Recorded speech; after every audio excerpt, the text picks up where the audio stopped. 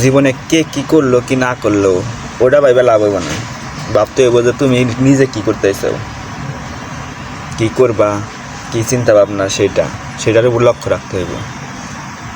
আর যখনই তুমি তোমার নিজের কোনো কাজ কাম করবা, নিজে থেকে নিজে সফলতা অর্জন করতে চাইবা, তখন পিছন থেকে অনেকেই অনেক সমালোচনা করবে। আর তখনই তুমি নিজেকেও মনে করো যে একটা গর্ববতী বোধ করবা যে তোমাকে নিয়ে অন্য কেউ সমালোচনা করে।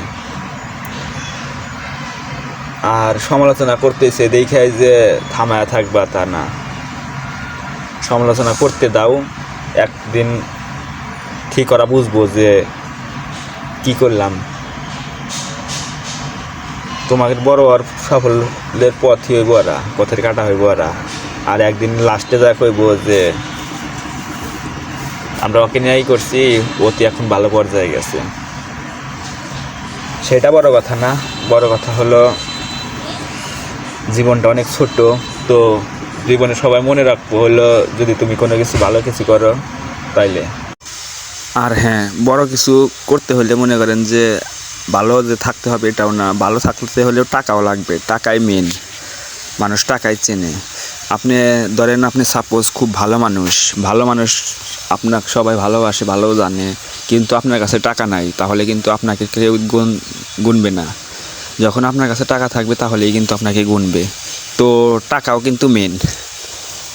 আপনার অনেক সততা, অনেক সুনামধন্য ব্যক্তি আপনি, কিন্তু আপনি মনে করেন যে একটা দোকান থেকে আপনি 5-10 হাজার টাকা বাকি নিলেন, তো ওই মানুষটা কিন্তু তখন আপনার সততা দেখবে না, তখন সে দেখবে যে আমার টাকা পায়, টাকা দিয়ে। তো 2-1 দিন বলবে, বলার পরে মনে করেন যে 2-3 মাস পরে আবার বলবে যে সবার মাঝে আপনাকে ডাক দিয়ে থামাবে, তুই আমার টাকা ফালায় থেকে যা। তখন কিন্তু দেখবেন যে আপনার সততা কই গেল, আপনি মানুষের মধ্যে খালি হয়রানি হইলেন। তখন মানুষের মধ্যে আপনি মান ইজ্জত সব গেল। তো বাইসে থাকতে হলে টাকারও প্রয়োজন, শুধু সততা দেওয়া চলবো না, টাকাও লাগবে। টাকাই মেন উদ্দেশ্য। তো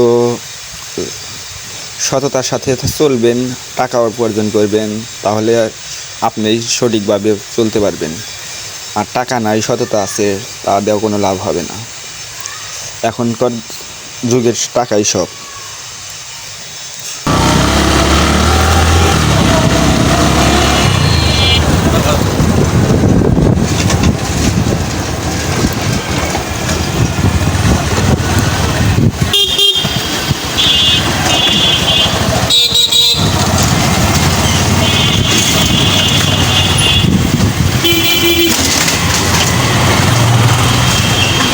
রেগুলি আছে, আবার 10 গলিতে দোকান ছিল।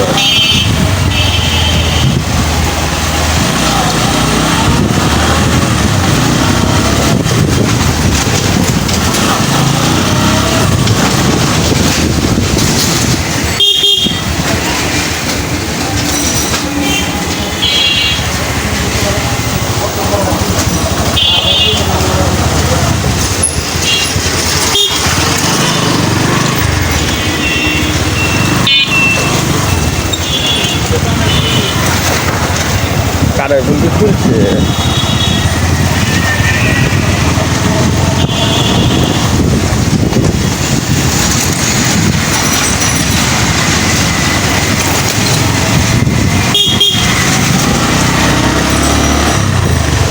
নিশোষ আমাদের ছিলি না।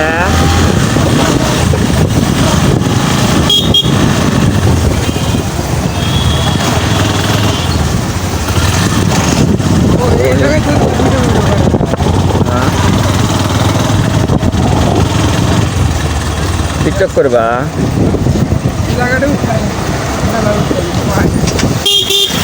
এ জায়গায় চাইছে যে RS ফাহিমের সহকর্মী, এটা হাতে বাড়ি খা মারা গেছে, এটা হাতে বাড়ি খা মারা গেছে।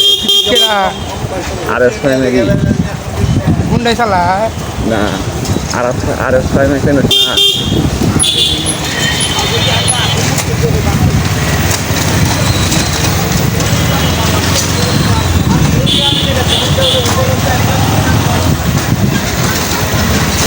কি খেলো, কি হলো এটা?